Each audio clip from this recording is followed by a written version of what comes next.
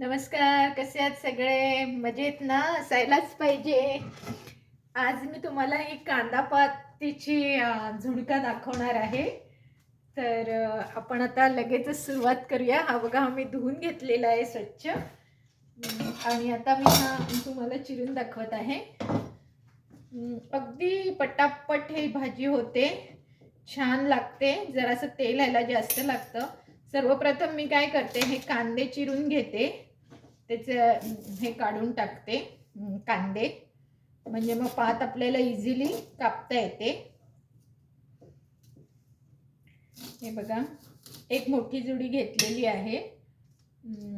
तुम्ही हवे त्या प्रमाणात तुम्ही घेऊ शकता. आता हे कांदे असे पटापट चिरून घ्यायचे. फार कोवळे असल्यामुळे त्याला काही जास्त हे नाही पडत चिरण्यासाठी. खूप छान लागतात हे कांदे आणि ह्याचा झुणका तर अप्रतिम लागतो. फक्त जरासं तेल लागतं आणि अगदी छान भाजी होते. म्हणजे आपल्या घरात जर लहान मुलं असतील तर त्यांनाही ही भाजी आवडते.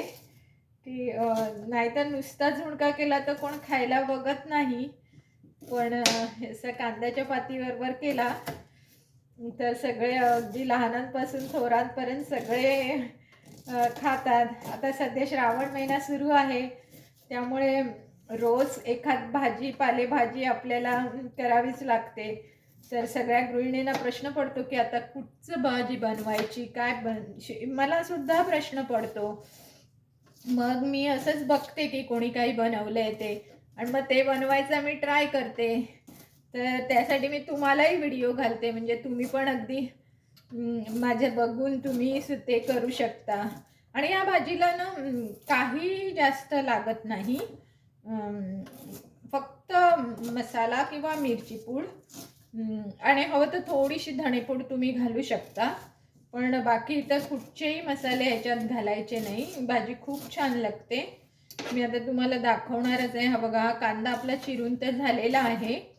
कांदा फक्त मात्र स्वच्छ धुवून घ्यायचा. हल्ली पावसाळ्यात भाज्या इथे इंडियामध्ये तुमच्या इंडियामध्ये थोडा प्रॉब्लेम होतो, पण इथे काही तसं भाज्या स्वच्छ धुवूनच येतात, त्यामुळे एवढा काही त्रास होत नाही. हे बघा, आता मी हे घेतलं आहे आणि शक्यतो अशी पसरट कढई घ्यायची. ही बघा, मी अशी पसरट कढई घेते. आणि एक लक्षात ठेवायचं, कुठच्याही पीठ पेरून केलेल्या भाजीला थोडं तेल जास्त लागतं, तर थोडं तेल जास्त घालते. हे बघा एवढं.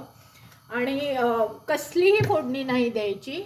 फोडणी पण तुम्हाला दाखवते. फक्त तुम्हाला फोडणीला हे घालावं लागणार, जिरं घालावं लागणार. मोहरी नाही घालायची, जिरं घालायचं आणि हळद घालायची, हिंग घालायचा, आणि 2 चमचे तुम्ही 2 पाकळ्या लसूण ठेचून घालू शकता किंवा चिरून घालू शकता. तर ही लसूण मी तुम्हाला दाखवते कशा प्रकारे सोलायची. आणि मी काय करते, सोलूनच घेते ती आणि मग तिला हे काढते. ही बघा, सालं काढली की अगदी आरामात ती 2 मिनिटात सोलली जाते आणि सालं सगळी बाहेर येतात. जसं छोटे छोटे, आणि एखाद दुसरं साल लसणीचं राहिलं म्हणून काही होत नाही. लसणीची सालं तर आम्ही लहान असताना माझी आई तर जमवून ठेवायची लसणीची सालं. आणि मग कोणाला तरी बाळंत असेल किंवा काय, तर त्याच्या धुरी देतात तेव्हा ही लसणीची सालं त्याच्यात घालतात. म्हणजे त्या बाळंतीणीला सर्दी झाली असेल किंवा काय, तर तिची सर्दी बरी होते. त्याचा लसणीच्या सालांचा भरपूर फायदा आपल्या आयुर्वेदात सांगितलेला आहे. काही लोक म्हणतात की लसूण रोज खाल्ल्यावर हार्ट अटॅकसाठी सुद्धा बरी असते. म्हणजे प्रत्येकाचे प्रत्येक हे आहेतच. बघा, आता माझं तेल तापत आलं आहे आणि लसूणसुद्धा छानपैकी आपल्याला अशी लालसर करून घ्यायची आहे. आता मी थोडा बारीक करते गॅस, कारण ही जरा 2 राहिल्या आहेत तोपर्यंत तेल उगीच तापलं तर मग एकदम करपेल आणि मग ती बरी नाही लागणार. म्हणून मी थोडा गॅस बारीक केला आहे. दाखवते तुम्हाला आता. अगदी 2 मिनिटात ही भाजी होते, म्हणजे आपला व्हिडिओ होईपर्यंत ही भाजी रेडी पण होईल.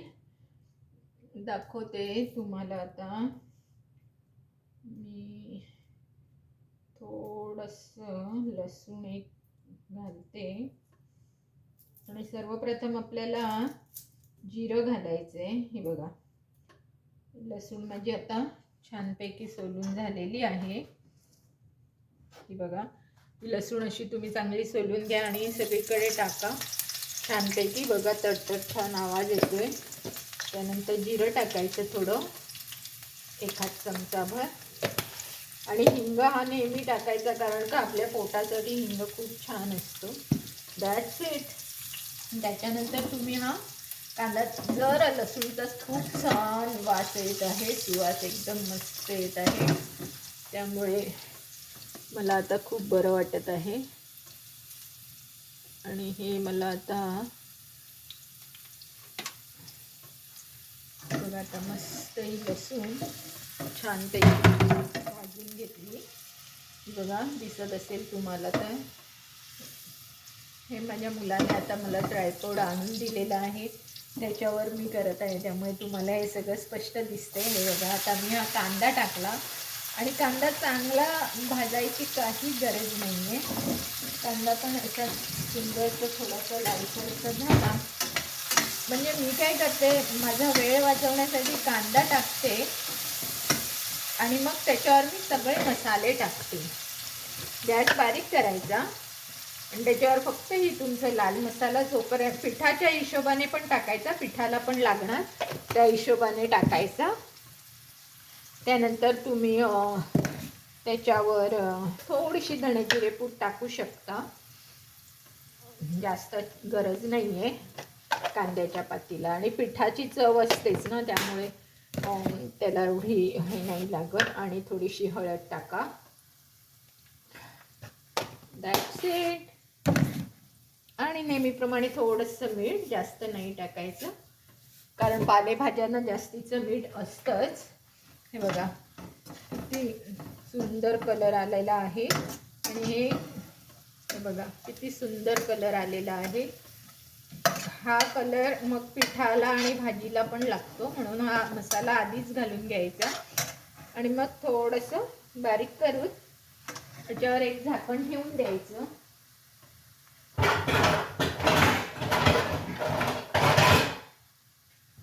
त्याच्यावर एक झाकण ठेवून दिलं की आता मी हा कांदा कापायला घेते. ह्याच्यामध्ये सुद्धा काय करायचं, हा जो पाठचा भाग आहे ना, तो आधी कापून घ्यायचा. थोडा जरा जाडसर असतो तो, आणि तो शिजायला जरा वेळ लागतो. म्हणून जोपर्यंत कांदे आहे, हे बघा, आता ही पूर्ण पात आहे, पण हा जो आहे प्रकार, हा असा कांद्यासारखा आहे. हा म्हणजे धड कांदाही नाही, धड पातही नाही, असं आहे. तर हे लगेचच टाकून घ्यायचं, म्हणजे का त्याला जरा शिजायला वेळ लागतो, म्हणून हे लगेचच टाकून घ्यायचं. हे टाकलं की पुन्हा एकदा ढवळायचं. आपला मसाला सगळा रेडी आहे, त्यामुळे पुन्हा काही टाकायची गरज नाही आहे. हे छान टाकून झालं की पुन्हा झाकून ठेवायचं. आणि मग ह्याला बारीक बारीक चिरायला घ्यायचं. जेवढं बारीक चिराल तेवढी पालेभाजी खूप चांगली लागते. मी मागे माझे अळूचं टाकलं होतं, त्यानंतर चवळीची भाजी कशी करतात ते व्हिडिओज टाकले आहेत. तर तुम्ही माझ्या चॅनलवर जाऊन तुम्ही पाहू शकतात. त्या भाज्यांचं मी कसं चिरायचं काय तेही दाखवलेलं आहे. त्यामुळे नवख्या मुलींना जर चिरण्यापासून जर सगळं माहीत हवं असेल तर त्या अगदी आवर्जून माझे व्हिडिओ पाहू शकतात. त्यांना काही क्वेरीज असतील तर त्या माझ्या कमेंट्समध्ये जाऊन तुम्ही मला विचारू शकता. हे बघ, आता ही मस्तपैकी पालेभाजी आपली चिरून झालेली आहे. तर हा आता मी टाकते इथे कांदा. बस दॅट्स इट. बघा किती 2 मिनिटात भाजी झाली आपली. आता फक्त काय करायचं आहे, कांद्याच्या पातीला खूप पाणी सुटतं, म्हणून थोडं त्याला झाकून पाणी सुटेल इथपर्यंत एक वाफ द्यायची. एक वाफ दिली की मी पुढे काय करायचं ते मी तुम्हाला सांगते.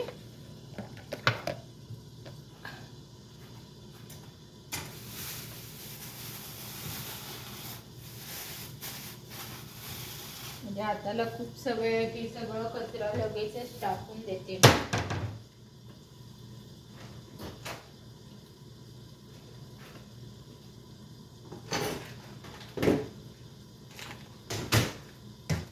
आता हे बघा, इथे मी हे चणे घेतलेले आहेत भाजलेले. चणे म्हणजे शेंगदाणे घेतलेले आहेत, भाजलेले शेंगदाणे.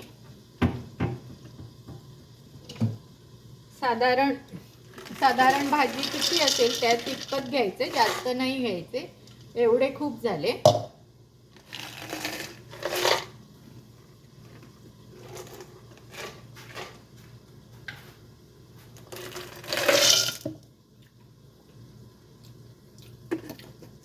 पीठ करूनच ठेवते.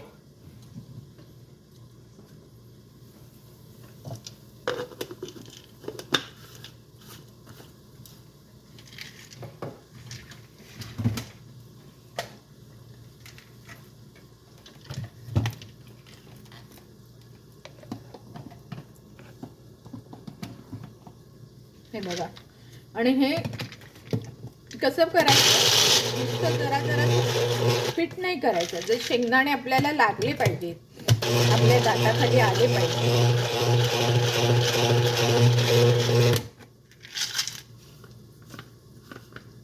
एकदम पीठ सारखं नाही करायचं. शेंगदाणे आपल्या दाताखाली येतील इतपत करायचं. हे बघा,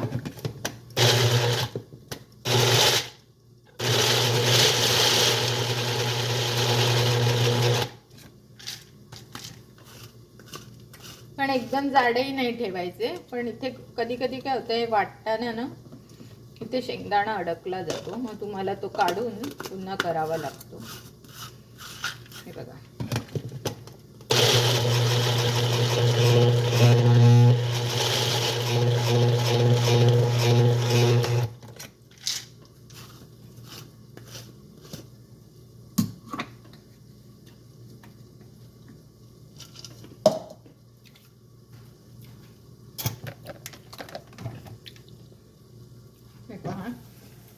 ह्याला किती पाणी सुटलंय हे.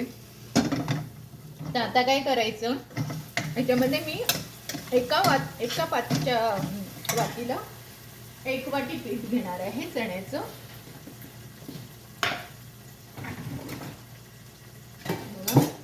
हा 1 डाऊल आहे, तर साधारण हा घ्यायचा 1 डाऊल.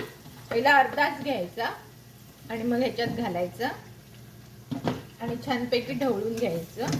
थोडं थोडं घालायचं, म्हणजे काय होतं, आपल्याला अंदाज येतो की आपल्याला कितपत पीठ पाहिजे, कितपत झुणका पाहिजे. कारण जास्त घातलं तर पीठ लागतं, म्हणून थोडं असं घालायचं. पुन्हा थोडं घालून बघायचं. साधारण एका वाटीला 1 डाऊलभर जातो, पण एकदम नाही घालायचं, मग गुठळ्या पण होतात. म्हणून असं थोडं थोडं घालून बघायचं.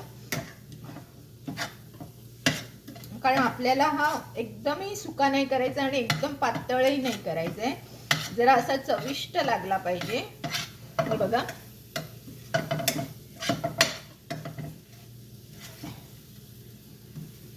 मला वाटतं अगदी थोडं घालते, अजून जरा ओलसर दिसतंय, थोडंसं अगदी घालते.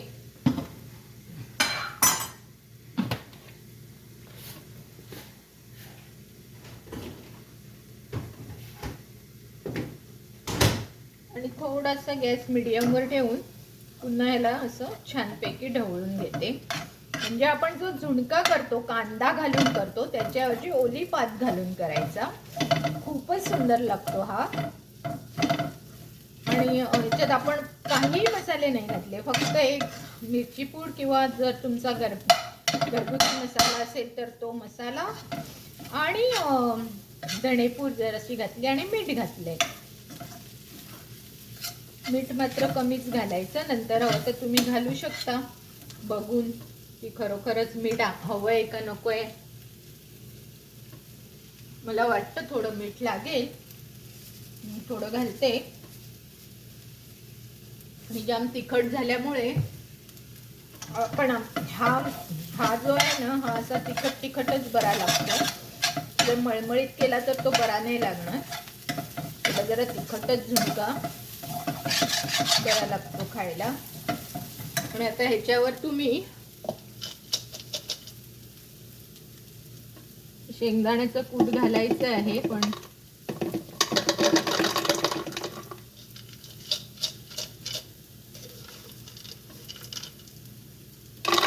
कूट जरा घट्टच झालेलं दिसते, तर मी त्याला परत एकदा त्याला हे करते. परत एकदा जरा शेंगदाणे थोडं कूटसारखं लागलं पाहिजे आणि थोडे तुकडे सुद्धा आपल्याला मिळाले पाहिजे. असं सगळं झालं पाहिजे. हे बघा काय होतं, इथे हा मिक्सर मी इंडियावरून आणलेला आहे, पण त्याला इकडची पॉवर थोडी कमी पडते. त्यामुळे आता मी असं करून पीठ टाकून घेते. हे बघा असं मी पीठ टाकून घेते आणि परत जे हे उरलंय ना त्याचं परत एकदा बघते लावून होतं का.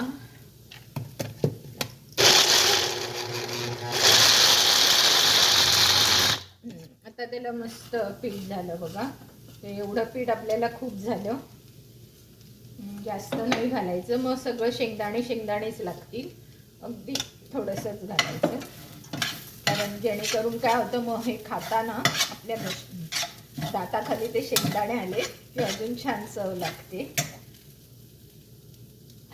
मी सगळं घालते इकडनं, म्हणजे मग आपल्याला बघा किती 2 मिनिटात सुंदर झाला की नाही. आता फक्त तुम्ही काय करायचं, त्याला एकदा चव बघायची की बाबा मीठ मसाला सगळं बरोबर आहे की नाही.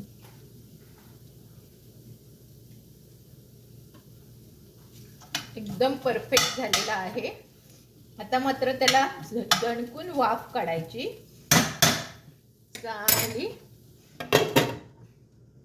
थोडा मीडियम गॅसवर ठेवून दडकून छान वाफ काढायची की झालं. बघा झाली की नाही आपली 2 मिनिटात भाजी.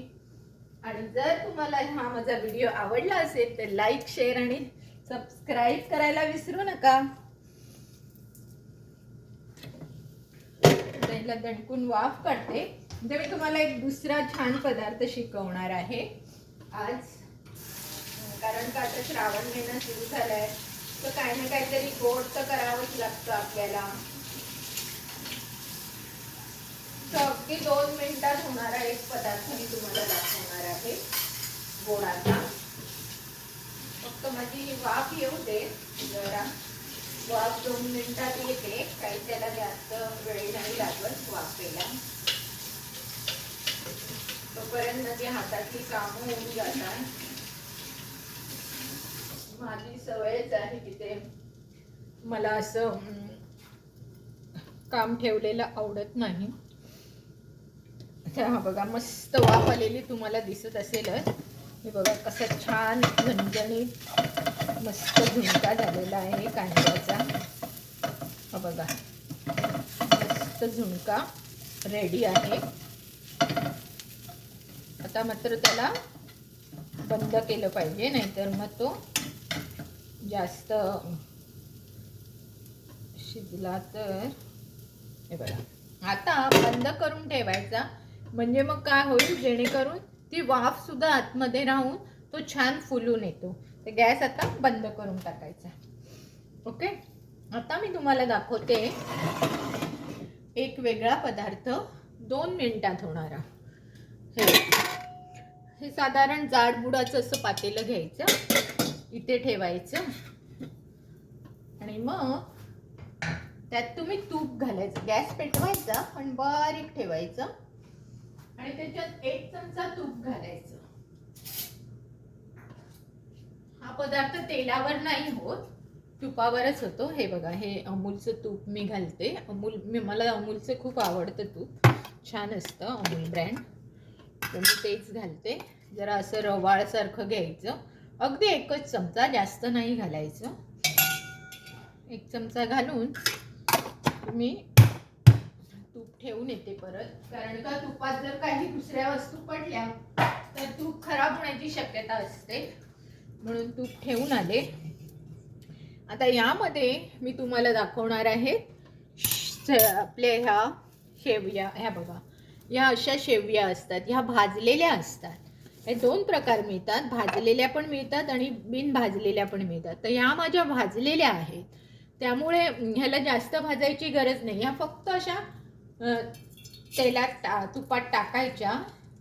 ह्या बघा, 2 माणसांसाठी एवढी खीर खूप होते, म्हणून मी थोडीच दाखवत आहे तुम्हाला. आणि त्याच चमच्याने मी त्याला नुसतं जराशा गरम करणार, भाजायचं काही गरज नाहीये. आणि 2 मिनिटात हा पदार्थ आपला होणार आहे, त्याला काहीच काम नाही करायचे.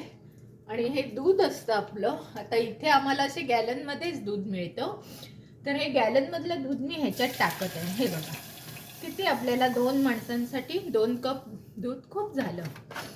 तर इथे ही अशी गॅलन्स मिळतात. हे एवढं गॅलन आम्हाला 8 दिवस खूप होतं. आणि छानपैकी मग ह्याला तुम्ही 1 उकळी आणू द्यायची. दूधही खूप छान असतं इथलं. आणि हे बघा, मस्त आता ते शेवया त्या दुधामध्ये शिजू लागलेल्या आहेत. त्या दुधामध्ये शिजेपर्यंत वाट बघायची, कितपत शिजतायत त्या. जास्त करून कुस्कर नाही करायचा, पण कुस्कर झाला तरी हरकत नाही, ते खायला एक प्रकारे छानच लागतं. मात्र साखर घालायची घाई एवढ्यात करायची नाही, जरा शांतपणे ते शिजू द्यायच्या बारीक गॅसवर. आता मी याला बारीक गॅसवर ठेवत आहे. तोपर्यंत हे मी मगाशी सांगितल्याप्रमाणे आपल्या वस्तू सगळ्या जागेवर ठेवून घेते, म्हणजे तुम्हाला मला दाखवता येईल कुठे काय करायचे, कधी करायचे, साखर कधी घालायची. अगदी 2 मिनिटात हे पदार्थ खूप छान असतात, चविष्ट असतात. शक्यतो काही लोक ही गुळाची पण करतात, पण कधी कधी काय होतं, गुळ घातल्यावर कदाचित दूध फाटण्याची शक्यता असते, म्हणून साखरच घालायची. आणि तुम्हाला काय हवं असेल, ड्रायफ्रुट्स, काजू, बदाम, काय हवं ते घालायचं. पण मी शक्यतो घालत नाही, कारण का आम्ही थोडं डाएटचं पण बघावं लागतं एज वाईज.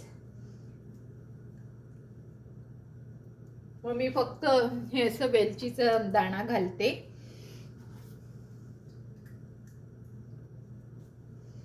वेलची घातली की जरा चव बरी लागते.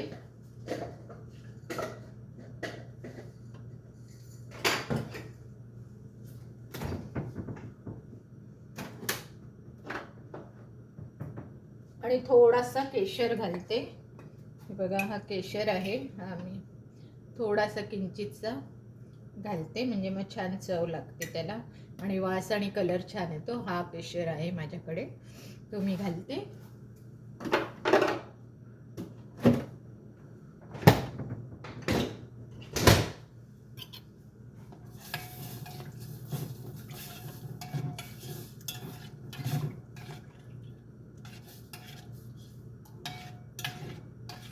बघा, आता शेवग्याच्या त्या ह्याच्या हे शेवया चांगल्या नरम झालेल्या आहेत. तर त्याला अजून चांगली शिजवायची काही गरज नाही, कारण त्या ऑलरेडी भाजलेल्या असतात. आणि केशरचा कलरही सुंदर आलेला आहे, मी तुम्हाला नंतर दाखवणारच आहे. हवे तर मी 2 बदाम घालू शकते.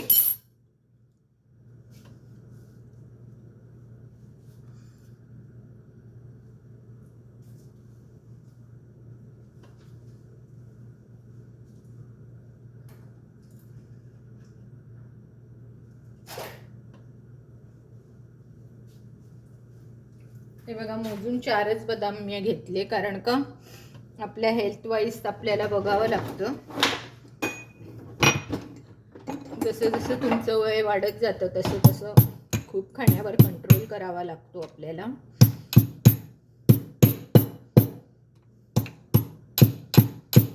म्हणून मी जास्त कुठचाही पदार्थ न घालता हे बघा हे 4 बदाम फक्त घातलेले आहेत.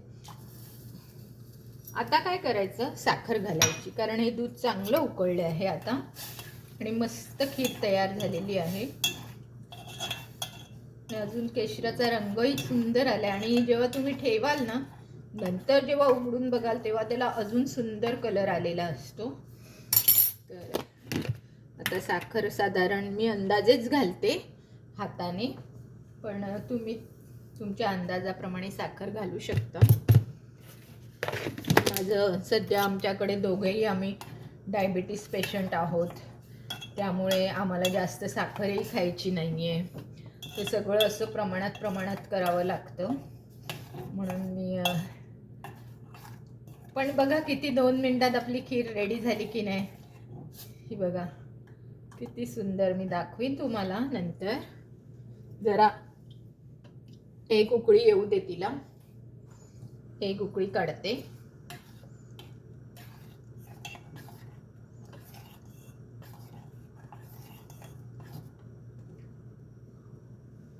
ही बघा,